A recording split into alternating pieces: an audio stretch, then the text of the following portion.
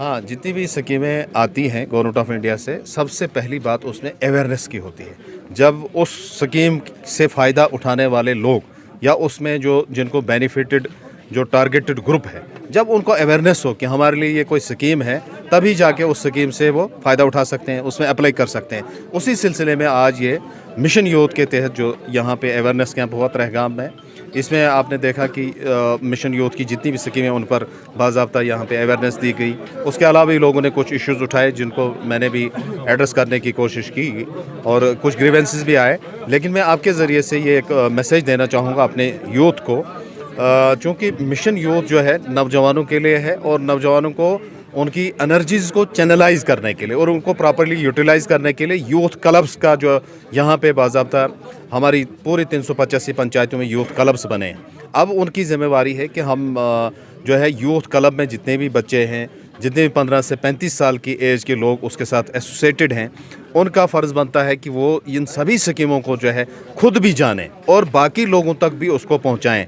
इतना ही नहीं बल्कि गवर्नमेंट ऑफ जम्मू और कश्मीर की तरफ से honourable chief minister honourable LG साहब और वर्दी चीफ सेक्रेटरी साहब की तरफ से ये भी डायरेक्शन है कि हर वार्ड और हर पंचायत में अनएम्प्लॉयड यूथ की लिस्ट बनाई जाए, जिसके लिए ऑलरेडी हमने डायरेक्शन दी है कि मैट्रिकुलेट किस जगह कितने हैं, उनका जॉब इस वक्त क्या कर रहे हैं, 12th पास कितने हैं, ग्रेजुएट कितने हैं, पोस्ट ग्रेजुएट कितने हैं, एमफिल कितने हैं, और वो रिलेटेड उसका बाज़ाब्ता फॉर्मेट आया कि इस वक्त क्या कर रहे हैं। कहीं कोई प्राइवेट जॉब कर रहा है, कहीं कोई सेल्फ एम्प्लॉयमेंट यूनिट लगा रहा है, क्या कोई इंटरेस्टेड है कि मिशन यूथ की किसी स्कीम में मुमकिन में कोई फ़ायदा उठाना चाहता है। अगर लड़की है तो तेजस्विनी स्कीम में फ़ायदा उठाने जा रही है, उसने अप्लाई किया हुआ। तो इसी तरह से अवेयरनेस प्रोग्राम ऑर्गेनाइज़ करने का सिर्फ़ और सही यही मकसद है कि गवर्नमेंट की सभी स्कीमें जो है हमारे उन टारगेटेड ग्रुप्स, उन नौजवानों तक पहुँचें जिनको उनसे फ़ायदा उठाना है।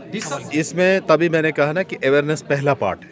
जब अवेयरनेस हो और गाइडलाइन पता हो स्कीम की, और इस खासकर मिशन यूथ में जितनी भी गाइडलाइंस हैं और जितनी भी स्कीम है, इसमें गारंटी का कोई कंसेप्ट ही नहीं है। और इसमें पहले ही एडवांस जो है ये जो यूथ मिशन जो है वो अपनी तरफ से जो सब्सिडी कंपोनेंट है या असिस्टेंस कंपोनेंट जिसको बोलेंगे वो दे देगा। जो ही सैंक्शन होगा वो पैसा सीधा बैंक को चला जाता है उनके अकाउंट में, और बैलेंस वाला जो है वो लोन की शक्ल में उनको मिलता है। और इसमें कोई टेंशन वाली बात नहीं है, कोई गारंटर की ज़रूरत नहीं है। अगर किसी भी नौजवान को, किसी भी एप्लीकेंट को कोई बैंक जो है अगर गारंटर मांगता है, वो ज़रूर हमारी नोटिस में लाएं। कंसर्न डिपार्टमेंट जो वो स्पॉन्सर करता केस, उसकी नॉलेज में लाएं, क्योंकि यहाँ पे हर महीने जो है डिस्ट्रिक्ट लेवल रिव्यू मीटिंग होती है जिसको DLRC बोलते हैं। वो बैंकर्स की और कंसर्न डिपार्टमेंट्स की मीटिंग होती है।